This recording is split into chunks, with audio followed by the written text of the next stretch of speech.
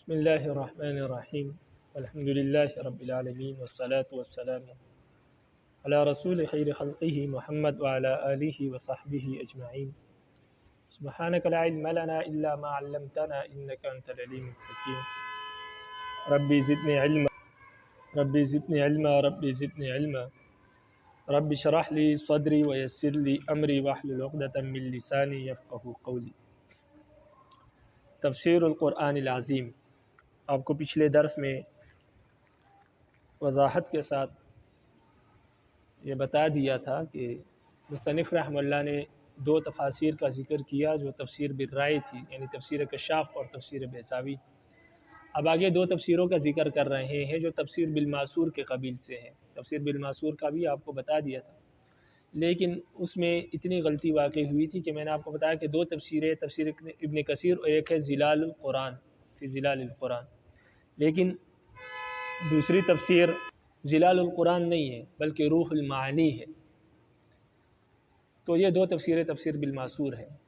فی ظلال القرآن جو مصنف رحمہ اللہ تفسیر بالماسور کے بعد جس کا ذکر کر رہے ہیں، وہ اصل میں ایک ایسی تفسیر کا ذکر کر رہے ہیں جو تفسیر بالرائے بھی ہے اور تفسیر بالماسور بھی ہے، یعنی اس تفسیر میں مصنف نے دونوں انداز اپنائے ہیں کہ تفسیر بالماسور بھی کی ہے قرآن مجید کی تفسیر کی، اور ساتھ ساتھ تفسیر بالرائے بھی کی ہے، تو یہ دونوں کا مجموعہ ہے۔ تو مصنف یہ تینوں آپ کو اس لیے بتا رہے ہیں کہ تفسیر بالرائے، تفسیر بالماسور اور تفسیر تاکہ آپ یہ سمجھ سکیں کہ تفسیر بالرائے اور تفسیر بالماسور کیسی ہوتی ہے، اور ساتھ آپ یہ بھی سمجھ لیں کہ بعض تفاسیر ایسی بھی ہے جو تفسیر بالرائے اور تفسیر بالماسور دونوں کا مجموعہ ہے، اور ساتھ ساتھ آپ کو یہ بھی معلوم ہو جائے کہ تفسیر کی یہ تین قسمیں ہیں، بعض تفسیر بالرائے ہے، بعض صرف تفسیر بالماسور ہے، اور بعض ایسی ہے کہ جو دونوں کا مجموعہ ہے۔ تو اس لیے مصنف اس کی معرفت کے لیے اس کا تذکرہ کر رہے ہیں، اور پھر یہ جو 5 تفاسیر ذکر کی ہیں مصنف نے، اس کے مطابق پھر قرآن کی ایک رکوع ہے جو الف لام سورہ آل عمران کا پہلا رکوع ہے، اس کی تفسیر ان 5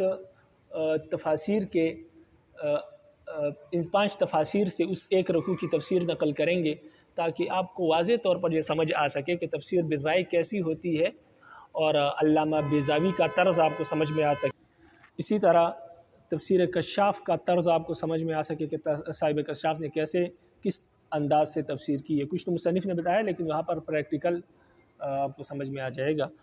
اسی طرح پھر تفسیر ابن کثیر کے حوالے سے اس رکوع کی تفسیر کی ہے، اسی ایک رکوع کی تفسیر کی ہے، اس ایک رکوع کی تفسیر سے کی ہے تاکہ آپ کو جو دونوں میں فرق ہے وہ آپ کو معلوم ہو سکے، کیونکہ وہی ایک رکوع ہے اور تفاسیر کے انداز میں فرق ہے۔ تو تفسیر بالماسور آپ کو سمجھ میں آ جائے، اور پھر پورے رکوع کی تفسیر کی تاکہ تفسیر ابن کثیر کا انداز آپ کو سمجھ میں آ سکے، پھر روح المعانی کا انداز آپ کو سمجھ میں آ سکے، اور پھر ظلال القرآن کے حوالے سے اس رکوع کی تفسیر کی گئی ہے تاکہ معلوم ہو سکے کہ جو تفسیر بالرائے اور تفسیر بالماسور کا مجموعہ ہے اس انداز سے تفسیر کیسے ہوتی ہے، اور پورے رکوع کی تفسیر کی تاکہ آپ کو یہ معلوم ہو سکے کہ تفسیر فی ظلال القرآن کا طرز کیا ہے۔ تو ابھی آپ تفسیر ابن کثیر کے متعلق دیکھیں۔ تفسیر ابن کثیر کا جو نام ہے یہ تفسیر القرآن العظیم، اس کا نام تفسیر القرآن العظیم ہے، قرآن مجید کی تفسیر، لیکن یہ مشہور جو ہے یہ تفسیر ابن کثیر کے نام سے ہے۔ تو فرماتے ہیں تفسیر القرآن العظیم یہ کتاب ہے، یہ تفسیر ہے للامام الحافظ المحدث المفسر المؤرخ، جو کہ امام ہے، حافظ الحدیث ہے، محدث ہے، مفسر ہے، مؤرخ ہے۔ نام ان کا عماد الدین ابی الفدا ہے، نام ان کا عماد الدین ہے، اور یہ ان کا لقب ہے عماد الدین، ابو الفدا ان کی کنیت ہے، اور نام ہے اسماعیل بن عمر بن کثیر البصری۔ نام اسماعیل، والد کا نام عمر، دادا کا نام کثیر، اور بصرہ کے رہنے والے البصری ہے۔ الدمشقی، دمشق کے رہنے والے ہیں۔ الشافعی، شافعی المسلک ہے، 700 ہجری میں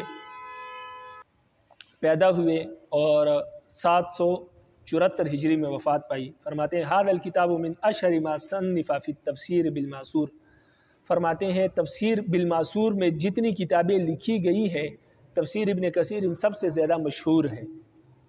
وهو المرجع الثانی فی التفسیر بالماثور بعد تفسیر طبری. فرماتے ہیں تفسیر طبری کے بعد تفسیر بالماثور کا مرجع جو ہے وہ یہی تفسیر ہے.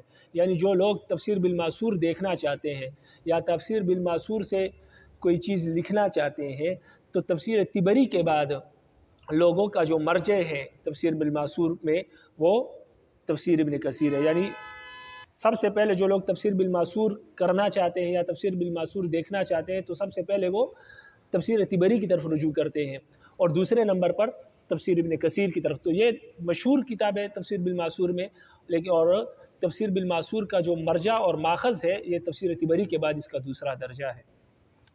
وقد اعتمد ابن کثیر فی تفسیرہ علی تفسیر القرآن بالقرآن ثم بالحدیث ما ورد عن الصحابۃ والسلف.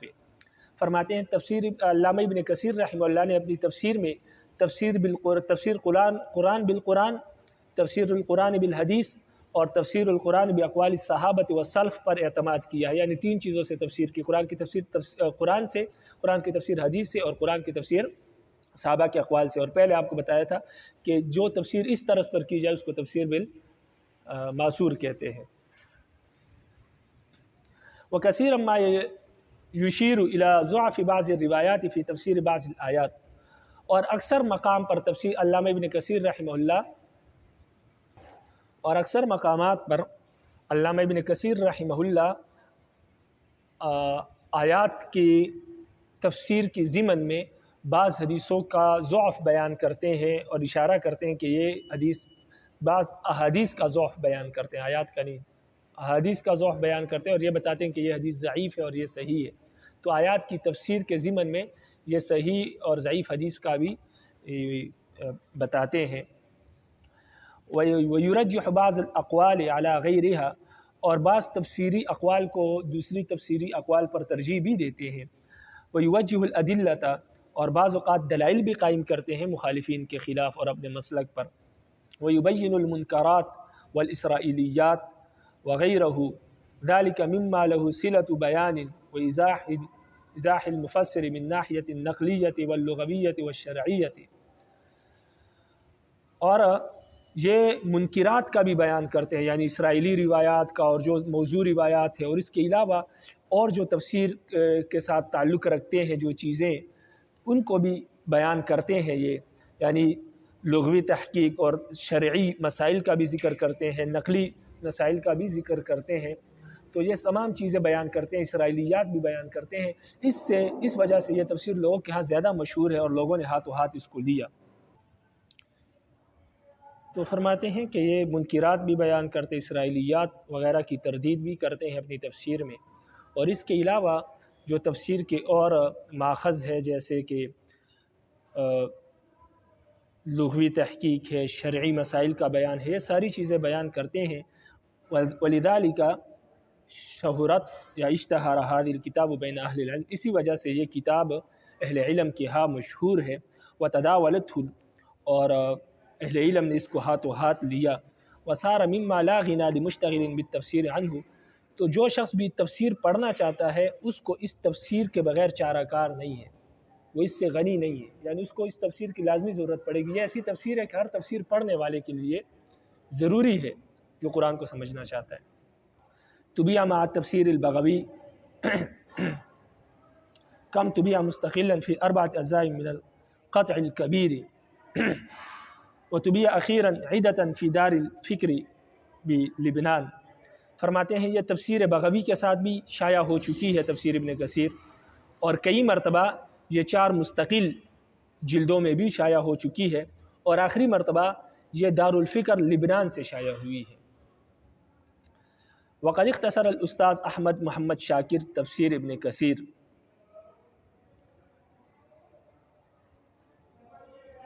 واجتهد فيه في المحافظة على مزايا هذا التفسير من حيث التفسير القرآن بالقرآن ثم بالسنة الصحيحة.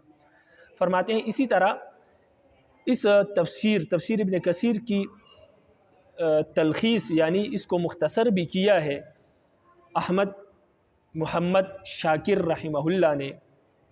اور اس تفسیر میں انہوں نے اپنی جو تفسیر مختصر کی ہے، انہوں نے جو تفسیر ابن کثیر کو مختصر کیا ہے اس میں انہوں نے اجتہاد بھی کیا ہے اور ساتھ تفسیر القرآن بالقرآن بھی کیا ہے اور تفسیر القرآن بالحدیث الصحیحہ بھی کیا ہے انہوں نے.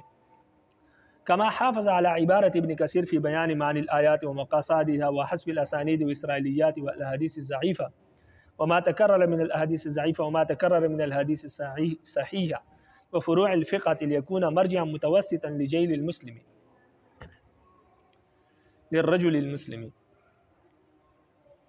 فرماتے ہیں اسی طرح انہوں نے تفسیر ابن کثیر کی عبارت کے ساتھ ساتھ آیات کے معنی کو بھی واضح کیا ہے، آیات کے مقاصد کو بھی ذکر کیا ہے اور اسانید کو بھی حذف کیا ہے، یعنی جن حدیثوں کی اسانید حذف ہے ان کی سند بھی ذکر کی ہے اور اسرائیلیات بھی ذکر کی ہے اور اسرائیلیات کی تردید بھی کی ہے جو اسرائیلیات درست نہیں ہے.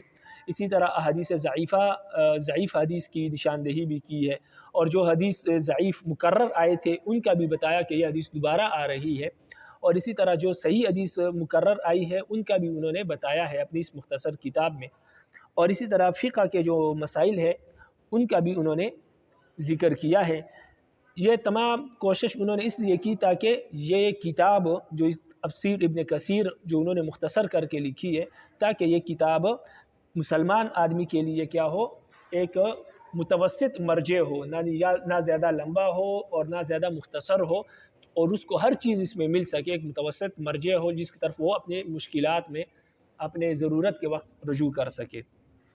وسماہ، اور اس کا نام انہوں نے رکھا عمدۃ التفسیر عن الحافظ ابن کثیر، یعنی تفسیر ابن کثیر کی جو تلخیص کی ہے استاذ احمد محمد شاکر نے، انہوں نے اپنی اس تفسیر کا نام رکھا ہے عمدۃ التفسیر عن حافظ ابن کثیر. وقد صدر منه 5 اجزاء طبعت في دار المعارف بمصر. فرماتے ہیں کہ اس کی 5 جلدیں شائع ہو چکی ہے دار المعارف مصر سے، مکتبہ دار المعارف مصر سے. ولشیخ محمد علی الصابونی مختصر تفسیر ابن کثیر. اسی طرح شیخ محمد علی الصابونی رحمہ اللہ جو ابھی حال ہی میں وفات پائی، انہوں نے بھی تفسیر ابن کثیر کی تلخیص لکھی ہے اور اس کا نام ہے مختصر تفسیر ابن کثیر. انہوں نے بھی تفسیر ابن کثیر کا اختصار کیا ہے. حذف اسانید الاخبار وخرجها وهذبه ونقه وعلق علیہ. انہوں نے اس تفسیر میں حدیث کی جو اسانید ہے ان کو حذف کیا ہے اور جن احادیث کی سند نہیں ہے ان کی تخریج کی ہے. اسی طرح اس کو مہذب کیا ہے انتہائی عمدہ انداز سے، اور کانٹ چھانٹ کی ہے جو اضافی باتیں ہیں ان کو انہوں نے حذف کیا ہے اور جو ضروری باتیں تھیں وہ ایڈ کی ہے. وعلق علیہ، اور اسی طرح اس پر حاشیہ بھی لکھا ہے تفسیر ابن کثیر پر. فخرج فی صوب قشیب فی 3 اجزاء کبیرۃ فی طبعتہ الاولی سنہ، اور وہ انتہائی عمدہ نقوش میں 3 جلدوں میں شائع ہو چکی ہے. پہلی مرتبہ وہ شائع ہوئی 1393 ہجری میں دار القرآن بیروت سے، اور دوسری مرتبہ وہ شائع ہوئی وطبعتہ الثانیہ سنہ، اور اس کی دوبارہ جو شائع ہوئی ہے وہ 1399 ہجری میں شائع ہوئی. دوسری تفسیر جو تفسیر بالماسور کے حوالے سے معروف ہے اور مشہور تفسیر ہے اور مصنف نے یہاں پر ذکر کیا ہے وہ ہے روح المعانی فی تفسیر القرآن العظیم و 7 المثانی. روح المعانی، معانی کی روح، قرآن مجید کی تفسیر اور 7 مثانی کی تفسیر کے بارے میں. 7 مثانی سے مراد سورہ فاتحہ ہے، یعنی روح المعانی قرآن مجید کی تفسیر اور سورہ فاتحہ کی تفسیر کے بارے میں. تو اس تفسیر کا نام ہے روح المعانی فی تفسیر القرآن العظیم و 7 المثانی للعلامہ المحقق شہاب الدین محمد آلوسی البغدادی مفتی بغداد. فرماتے ہیں یہ کتاب ہے علامہ محقق جو کہ علامہ ہے، محقق ہے، شہاب الدین محمد آلوسی رحمہ اللہ کی، جو کہ بغدادی ہے، بغداد کے رہنے والے ہیں اور مفتی بغداد کے مفتی تھے. 217 ہجری میں ان کا پیدائش ہوئی اور 1217 میں ان کی پیدائش ہوئی اور 1270 میں انہوں نے وفات پائی. وہذا التفسیر من اجل التفاسیر واوسعها واجمعها، یہ انتہائی عظیم الشان تفاسیر میں سے ایک تفسیر ہے اور بہت ہی وسیع ہے اور بہت ہی جامع ہے. بہت وسیع ہر چیز بیان ہوئی ہے اور بہت ہی جامع انداز میں بیان ہوئی ہے، انسان اس کے پڑھنے سے اکتاتا نہیں ہے. جمع بین المنقول والمعقول، مصنف نے اس میں منقول اور معقول عقلی باتیں، نقلی باتیں، ہر قسم کی عمدہ ترین باتوں کو جمع کیا ہے، قرآن اور حدیث سے بھی، اور اسی طرح عقلی دلائل وغیرہ بھی پیش کیے۔ وَأَعْطَى كُلَّ بَحْثٍ حَقَّهُ مِنَ الْبَيَانِ وَالْإِيضَاحِ، اور ہر مسئلے اور ہر بحث کو انتہائی عمدہ انداز سے بیان کیا ہے جیسا کہ بیان کرنے کا حق ہے۔ یبین اسباب النزول والمناسبات بین السور والمناسبات بین الآیات، صاحب روح المعانی آیات کا سبب نزول بیان کرتے ہیں اور دو صورتوں کے درمیان جو مناسبت ہوتی ہے کہ یہ صورت اس کے بعد کیوں آئی، یعنی یہ صورت اس کے بعد قرآن مجید کی ترتیب میں کیوں رکھی گئی، تو وہ مناسبت ذکر کرتے ہیں، اس لیے کہ اس آیت کو اس صورت کو دوسری صورت سے یہ مناسبت تھی، تو یہ مناسبت ذکر کرتے ہیں وہ ہر صورت میں۔ اور اسی طرح آیات کے درمیان بھی مناسبت کا ذکر کرتے ہیں کہ دونوں آیتوں میں ربط کیا ہے، کہ ایک دوسرے کے پیچھے ان کو یوں ذکر کیا گیا ہے یا ترتیب سے رکھا گیا ہے، تو یہ مناسبات وہ ذکر کرتے ہیں۔ وَيَذْكُرُ وُجُوهَ الْقِرَاءَةِ قِرَاءَةِ الْمُتَوَاتِرَةِ وَغَيْرِ الْمُتَوَاتِرَةِ، اور وہ قراءت متواترہ اور غیر متواترہ کی وجوہ بھی بیان کرتے ہیں، اور یہ بھی بیان کرتے ہیں کہ یہ قراءت متواترہ ہے یہ، اور اس آیت میں اس طرح کی ایک دوسری قراءت بھی موجود ہے جو قراءت متواترہ نہیں ہے، تو قراءت شاذہ اور قراءت متواترہ دونوں کو وہ بیان کرتے ہیں۔ کما اہتم بالمسائل الکونیۃ حین فسر آیات الکونیہ، اور وہ مسائل کو بھی بیان کرتے ہیں جس وقت وہ ان آیات کی تفسیر کرتے ہیں جو آیات کونیہ سے یعنی مسائل کی آیات سے تعلق رکھتے ہیں، تو یعنی وہ تصوف کے مسائل بھی بیان کرتے ہیں جب وہ تصوف کی آیات کا ذکر کرتے ہیں۔ جب ایسی آیات آ جاتی ہے جس میں تصوف وغیرہ کی باتیں ہو تو وہاں پر وہ تصوف کے نکات بھی بیان کرتے ہیں۔ وبین وجوہ الاعراب وما له صلۃ بالصناعۃ النحویہ، اور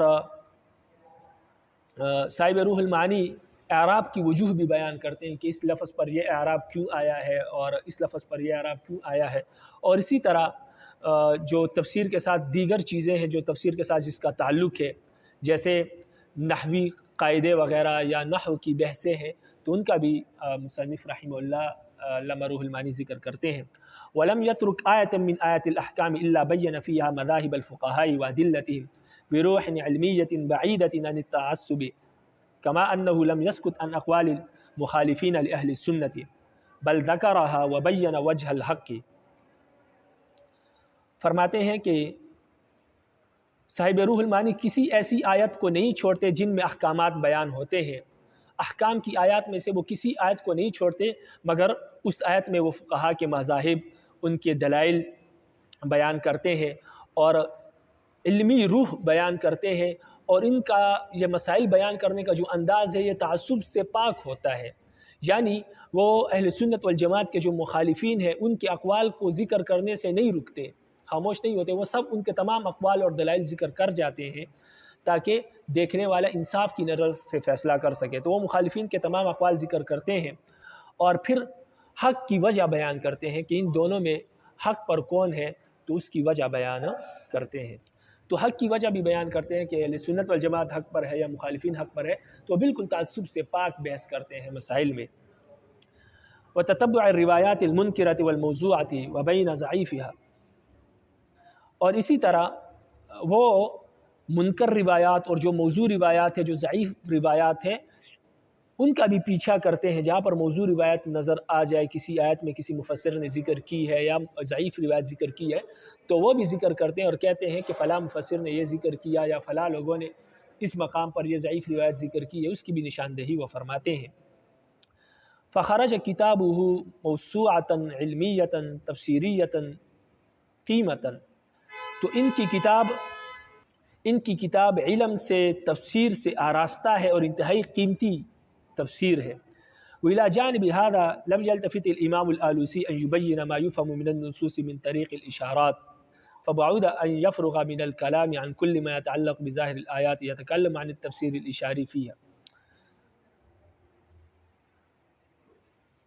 فرماتے ہیں کہ علامہ آلوسی رحمہ اللہ نے تفسیر اشاری کی طرف جو ہے وہ توجہ نہیں کی، یعنی وہ علم کلام کے مسائل ذکر نہیں کرتے، بلکہ وہ جو ظاہری آیات کا جو مفہوم ہوتا ہے، جو اس سے مسائل ثابت ہوتے ہیں، اسی کو ذکر کرتے ہیں، اور اشاری جو تصوفانہ تفسیر ہے اس کی طرف زیادہ نہیں جاتے. بعض اوقات تصوف کے نکات وہ ذکر کرتے ہیں لیکن زیادہ اس کی طرف نہیں جاتے. فرماتے طبع الکتاب فی ثلاثین اجزاء فی المطبعۃ المنیریہ بمصر.